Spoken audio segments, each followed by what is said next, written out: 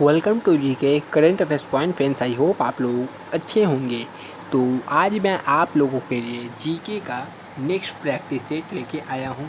इसके पहले मैंने टोटल जीके का एंड साइंस का मिला के टोटल 62 प्रैक्टिस सेट्स आप लोगों को करा दिया है, जो कि आपके एग्ज़ाम्स को देखते हुए काफ़ी इम्पोर्टेंट है।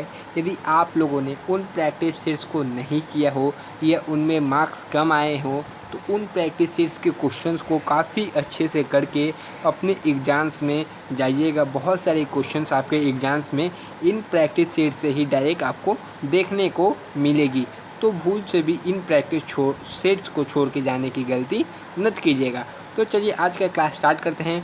और आपकी सुविधा के लिए जीके एंड साइंस का प्लेलिस्ट अलग अलग बना दिया गया है ताकि आप एक बार में अच्छे से रिवाइज कर सके।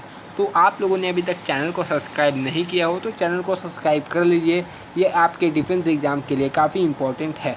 चलिए आज का क्लास स्टार्ट करते हैं टाइम को वेस्ट ना करते हुए। और जो 25 क्वेश्चन का टेस्ट में आपको मार्क्स मिलता है उन मार्क्स को आप कमेंट बॉक्स में ज़रूर बता दीजिएगा। पहला क्वेश्चन है, दलाल पथ का नाम किससे संबंधित है? दलाल पथ है उसका नाम किससे संबंधित है? पहला ऑप्शन है भारत का रेलवे बोर्ड का मुख्यालय, दूसरा ऑप्शन है भारत का स्टॉक एक्सचेंज केंद्र, भारत का संसद मार्ग, भारत का सचिवालय मार्ग। तो हर क्वेश्चन में आपको समय सीमा दी जाएगी जो कि आपको करने के लिए इनफ होगी। तो देखिए इस क्वेश्चन का जो सही जवाब है, दलाल जो पथ है भारत का एक स्टॉक एक्सचेंज केंद्र है। क्या है? स्टॉक एक्सचेंज केंद्र। नेक्स्ट है, ताइवान का पुराना नाम क्या था? तो आपको पता है ताइवान का पुराना नाम क्या था? पहला ऑप्शन है साइगोन, फोरामोसा, तपाई या चिली। तो याद कीजिए ताइवान का जो पुराना नाम था वो क्या था? तो ताइवान का पूरा नाम फोरामोसा था। क्या था? याद रखिएगा, ताइवान का पुराना नाम फोरामोसा था। नेक्स्ट क्वेश्चन की तरफ हम बढ़ते हैं। टर्की का कौन सा नगर पश्चिम का द्वार यानी गेटवे ऑफ वेस्ट कहलाता है? टर्की का कौन सा नगर पश्चिम का द्वार गेटवे ऑफ वेस्ट कहलाता है? Adana, Ankara, Istanbul, Izmir. काफ़ी इंपॉर्टेंट क्वेश्चन है ये सब। तो देखिए इस क्वेश्चन का जो सही और सटीक जवाब हो जाएगा वो क्या होगा? वो होगा क्या? इस्तांबुल। इस्तांबुल जो है टर्की का पश्चिम का द्वार कहलाता है। किसको पश्चिम का टर्की का द्वार कहलाता है? इस्तांबुल। याद रखिएगा नाम। नेक्स्ट क्वेश्चन की तरफ हम बढ़ते हैं। नेक्स्ट क्वेश्चन पुरस्कार से के ऊपर आधारित आपके क्वेश्चन होंगे। एल्फ्रेड नोबेल जिसने 1901 ईस्वी में नोबेल पुरस्कार शुरू किया था किस देश का निवासी था? बहुत इजी क्वेश्चन, बहुत कॉमन सा क्वेश्चन आपके एग्जाम्स में मिल जाएगा। England, Germany, Sweden, Norway. ये सब फेवरेट क्वेश्चंस होते हैं नेवी के। तो देखिए स्वीडन जो है वह नोबेल पुरस्कार किस देश का निवासी था? एल्फ्रेड नोबेल वो स्वीडन का निवासी था। अब तक भारतीय मूल के कितने लोगों को नोबेल पुरस्कार मिल चुका है? पहला। और देखिए इस क्वेश्चन का सही जवाब पहले आप बताइए। तो देखिए पहला ऑप्शन है 2, 4, 3 या 7। तो अब तक भारतीय मूल के 3 व्यक्तियों को नोबेल पुरस्कार मिल चुका है। प्रथम भारतीय नोबेल पुरस्कार विजेता कौन थे और कौन से ईस्वी में, किस डेट को उनको, ईयर बताइए कौन से ईयर में उनको नोबेल पुरस्कार मिला था। सेकंड क्वेश्चन है भारत की प्रथम महिला जिसे नोबेल पुरस्कार मिला था, इसमें भी आपको ईयर के साथ उनका नाम बताना है। नेक्स्ट क्वेश्चन, 2 क्वेश्चन आज मैंने आपसे पूछ लिया। अब तक कितने भारतीयों को नोबेल पुरस्कार मिला है? 3, 4, 5 या 7। तो देखिए इस क्वेश्चन का जो सही और सटीक जवाब होगा, अब तक कितने भारतीयों को नोबेल पुरस्कार दिया गया है? तो यह क्या होगा? 5 भारतीयों को दिया गया है। नेक्स्ट क्वेश्चन, निम्न में से कौन सा कथन गलत है? कौन सा ऐसा कथन है जो गलत है? रविन्द्रनाथ टैगोर को साहित्य के क्षेत्र में 1913 ईस्वी में नोबेल पुरस्कार मिला था। सीवी रमन को यह पुरस्कार भौतिकी में 1930 ईस्वी को मिला। मदर टेरेसा को यह पुरस्कार शांति के क्षेत्र में 1989 ईस्वी में मिला। मदर टेरेसा को यह पुरस्कार साहित्य के क्षेत्र में मिला। तो इन क्वेश्चन का सही और सटीक जवाब क्या होगा? तो देखिए बेसिकली जो यह क्वेश्चन है इसका सही जवाब बताना नहीं है, इसमें आपको बताना है इन चारों में से गलत कौन से है। तो याद रखिए मदर टेरेसा को यह पुरस्कार साहित्य के क्षेत्र में नहीं मिला था। कौन से क्षेत्र में मिला था कमेंट करके एक बार ज़रूर बता दीजिए। हालांकि उस क्वेश्चन में आंसर भी वही था, आप लोगों ने गौर किया हो तो। नेक्स्ट क्वेश्चन है पुलित्ज़र पुरस्कार जो प्रेस यानी पत्रकारिता समाचार पत्र के लिए उत्कृष्ट कार्य के लिए दिया जाता है कब से प्रारंभ हुआ था, यानी कब से पुलित्ज़र पुरस्कार देना प्रारंभ किया गया था? पहला ऑप्शन 1915 ईस्वी, दूसरा ऑप्शन 1917 ईस्वी, तीसरा ऑप्शन 1984 ईस्वी या 1901 ईस्वी या 1900 ईस्वी। तो देखिए बेसिकली इस क्वेश्चन का जो सही और सटीक जवाब होगा वो क्या होगा? तो 1917 ईस्वी में पुलित्ज़र पुरस्कार देना प्रारंभ किया गया था। Next question Indian council of cultural relations द्वारा प्रदत्त नेहरू पुरस्कार अंतर्राष्ट्रीय पुरस्कार कब शुरू किया गया? नेहरू अंतर्राष्ट्रीय पुरस्कार को कब शुरू किया गया था? पहला ऑप्शन 1964 ईस्वी, 1965 ईस्वी, 1984 ईस्वी, 1945 ईस्वी। तो देखिए याद कीजिए कब किया गया था। तो इसका सही और बिल्कुल सटीक जवाब हो जाएगा क्या? 1965 ईस्वी में चालू किया गया था। इंदिरा गांधी जो अंतर्राष्ट्रीय शांति व निशस्त्रीकरण के उत्थान के लिए 1986 ईस्वी में शुरू हुआ, इंदिरा गांधी पुरस्कार को कौन प्रदान करता है? Indira Gandhi memorial trust, Gandhi foundation, Nehru foundation, Bharat सरकार। तो बेसिकली इस क्वेश्चन का सही और सटीक जवाब क्या है? इसको इंदिरा गांधी मेमोरियल ट्रस्ट जो है प्रदान करता है। नेक्स्ट क्वेश्चन ऑस्कर पुरस्कार विश्व स्तर के किस क्षेत्र के लिए दिया जाता है? खेल, फिल्म, साहित्य, सौंदर्य।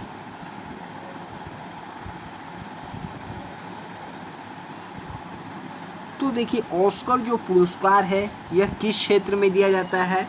यह फिल्म में देने जाने वाला पुरस्कार है।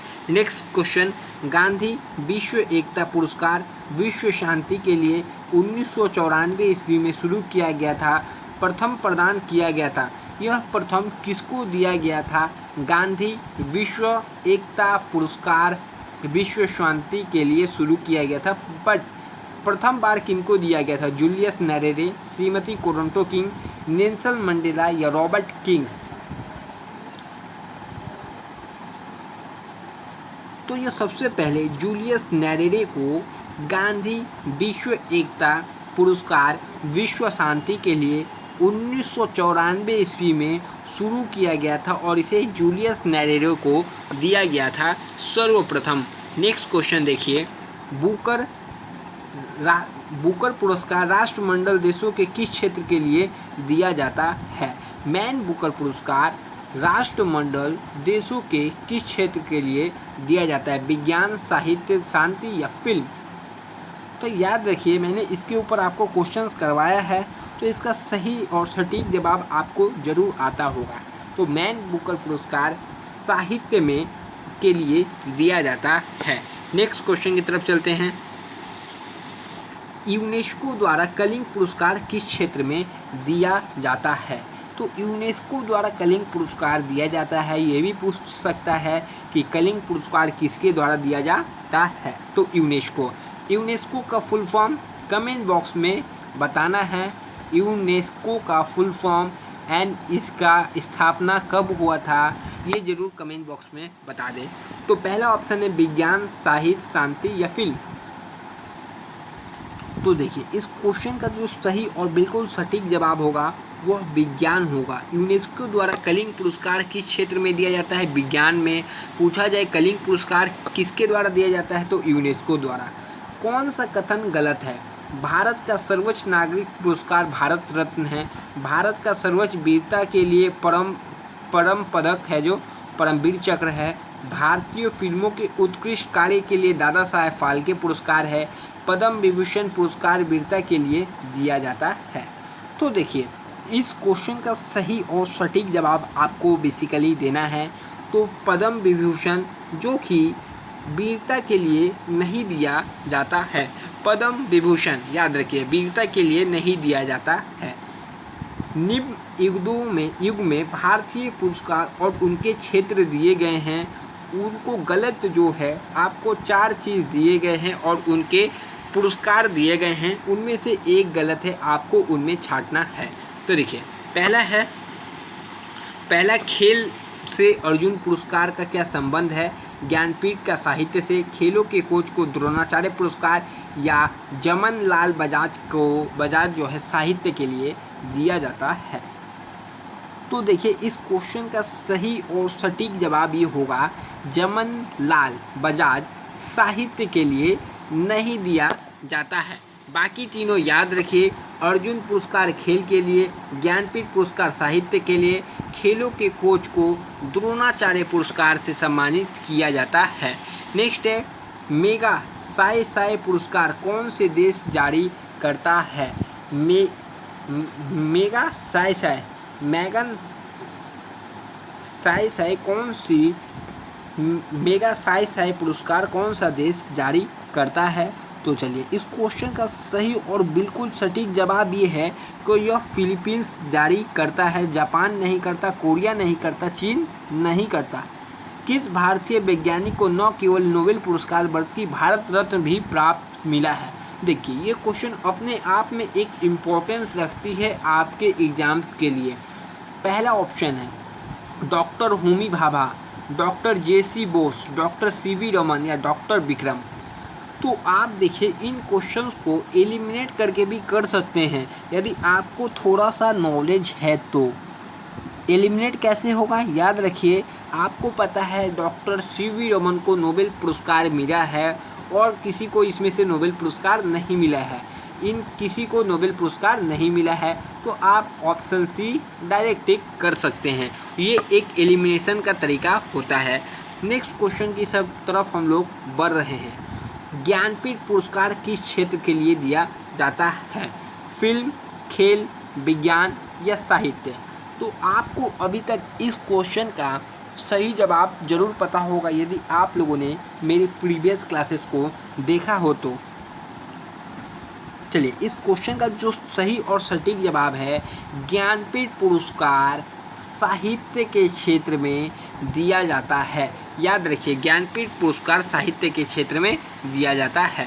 नेक्स्ट क्वेश्चन, बहादुरी एवं साहस के लिए युद्ध में सबसे बड़ा कौन सा पुरस्कार दिया जाता है, महावीर चक्र, परमवीर चक्र, कीर्ति चक्र या अशोक चक्र। तो देखिए इस क्वेश्चन का एकदम सही और सटीक जवाब आपको बताना है कि बहादुरी एवं साहस के लिए युद्ध में सबसे बड़ा पुरस्कार कौन सा है, तो यह परमवीर चक्र है जो युद्ध में साहस बहादुरी दिखाने के लिए दिया जाता है। नेक्स्ट क्वेश्चन की तरफ बढ़ते हैं। नेक्स्ट क्वेश्चन देखिए, निशान ए पाकिस्तान की उपाधि किस भारतीय को मिली है।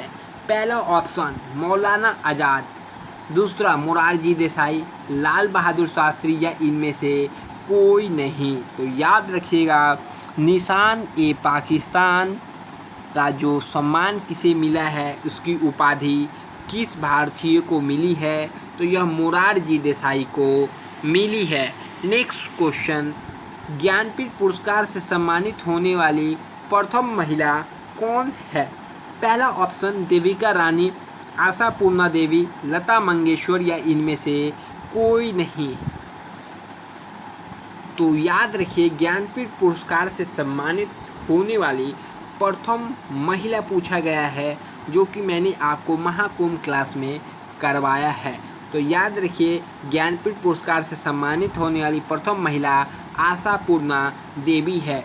यहाँ से 2 क्वेश्चन फिर आपसे क्वेश्चन पूछा जाता है। पहले 2 क्वेश्चन पूछा था, भारत कोकिला किसे कहा जाता है और स्वर कोकिला किसे कहा जाता है। इन दोनों को कमेंट बॉक्स में आपको ज़रूर से ज़रूर बताना है। यदि आपको इनका जवाब आता हो तो कमेंट बॉक्स में ज़रूर टाइप कर दीजिए, ताकि जिनको नहीं पता उनको पता चल जाए। नेक्स्ट क्वेश्चन की तरफ बढ़ते हैं। ऑस्कर पुरस्कार जीतने वाले पहले भारतीय निर्देशक है। एक क्वेश्चन और पूछना था, पहले भारतीय कौन हैं जिनको ज्ञानपीठ पुरस्कार मिला है। मैंने पहली महिला पूछा था, अब आपको पहले पुरुष को बताना है जिनको ज्ञानपीठ पुरस्कार मिला है। टोटल आज 5 क्वेश्चंस मैंने पूछ लिया, सबका जवाब आपको कमेंट बॉक्स में देना है। ऑस्कर पुरस्कार जीतने वाली पहली भारतीय संगीत निर्देशक अनु मलिक, ए.आर. रहमान, बप्पी लहरी या सनील चौधरी। तो देखिए इस क्वेश्चन का एकदम सही और सटीक जवाब आपको बताना है। तो ए.आर. रहमान ऑस्कर पुरस्कार जीतने वाले पहले संगीत निर्देशक है। कौन? ए.आर. रहमान। चलिए नेक्स्ट क्वेश्चन की तरफ बढ़ते हैं। जमन लाल बजाज पुरस्कार संबंधित है। देखिए इसका एक क्वेश्चन ऊपर आया था, इसलिए मैंने नहीं बताया क्योंकि ये क्वेश्चन इंक्लूड है। विज्ञान तथा तकनीकी, साहित्य, खेल कूद या फिल्म। तो याद रखिए जमन लाल बजाज पुरस्कार किससे संबंधित है। तो यह बेसिकली संबंधित है विज्ञान तथा तकनीकी से, यह संबंधित है जमन लाल बजाज पुरस्कार। नेक्स्ट है शांति स्वरूप भटनागर पुरस्कार दिया जाता है सामाजिक कार्य में, युवा वैज्ञानिक और प्रौद्योगिक में, फिल्म जगत में या साहित्य में। तो आज का आखिरी क्वेश्चन, इसके बाद आपको कमेंट बॉक्स में आपका मार्क्स बताना है कि आपको 25 में टोटल कितने मार्क्स मिले हैं, और आप जिस पेपर में करते हो उसको टेलीग्राम ग्रुप पे ज़रूर सेंड कर दे। हमारा टेलीग्राम ग्रुप आपको पता होगा जीके करेंट अफेयर्स पॉइंट है, उसमें आप ज़रूर से ज़रूर ऐड हो जाए। रहा यहाँ लास्ट क्वेश्चन की बात, शांति स्वरूप भटनागर पुरस्कार दिया जाता है किसमें दिया जाता है। तो यह युवा वैज्ञानिक और प्रौद्योगिक के लिए शांति स्वरूप भटनागर पुरस्कार को दिया जाता है। तो आज का 25 क्वेश्चन समाप्त होता है। वीडियो कैसा लगा ज़रूर बताइएगा। जो 5 क्वेश्चन के जवाब आपसे पूछे हैं वीडियो में, उनका आप ज़रूर कमेंट बॉक्स में जवाब बताइएगा। इतना उम्मीद आप लोगों से कर सकते हैं कि आप लोग 5 क्वेश्चन का सही जवाब और सटीक जवाब कमेंट बॉक्स में ज़रूर बता दें। तब तक के लिए जय हिंद फ्रेंड्स। चैनल पे नए आए थे तो चैनल को सब्सक्राइब कर बेल आइकॉन ज़रूर प्रेस कर दीजिएगा। जय हिंद।